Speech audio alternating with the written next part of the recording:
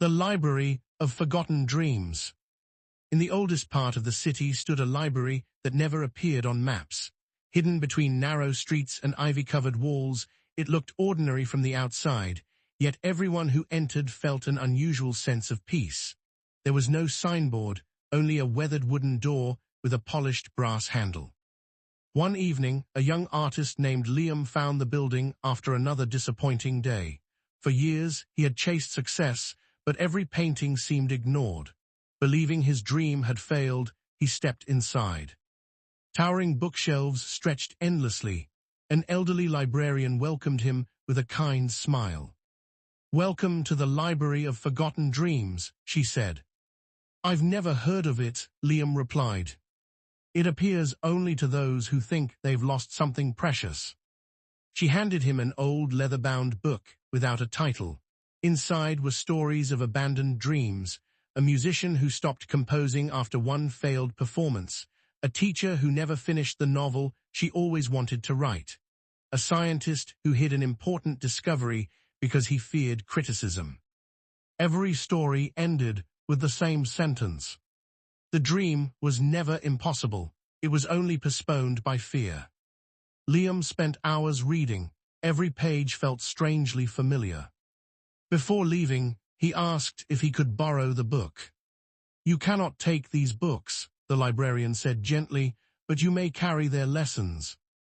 The next morning, Liam searched for the library again, but it had disappeared. Unable to forget what he had read, he returned home and began painting once more. This time he painted for himself instead of chasing praise. Slowly, his confidence returned. Months later, he met Maya, a violinist who had stopped performing after a terrible concert years before. Instead of giving advice, Liam simply shared the story of the forgotten musician. Something changed within her. A few days later, she opened the dusty violin case beneath her bed. Her hands trembled, but soon beautiful music filled the room. Inspired by her courage, others also rediscovered their dreams. A retired carpenter built wooden toys for neighborhood children again. A young chef finally opened a small cafe. An elderly woman published poems she had hidden for decades. The neighborhood slowly transformed. Empty buildings became workshops, studios, bookstores, and cafes. Music echoed through streets that had once been silent. Murals covered dull walls with bright colors. Hope quietly returned. Years passed. One rainy evening, Liam noticed a teenage boy sitting alone beneath a shop roof, holding a sketchbook. "My drawings aren't good enough," the boy whispered. Liam recognized the fear in his voice. "Come with me," he said.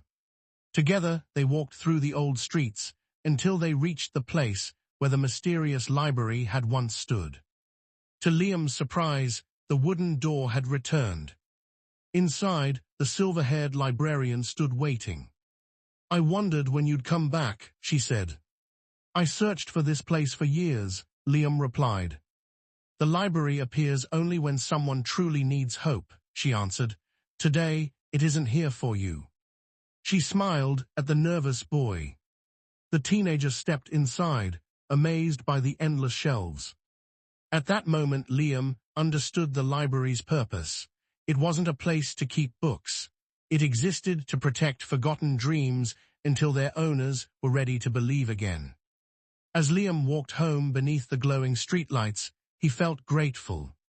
Somewhere behind him, another dream had just begun its journey back into the world, proving that hope never truly disappears.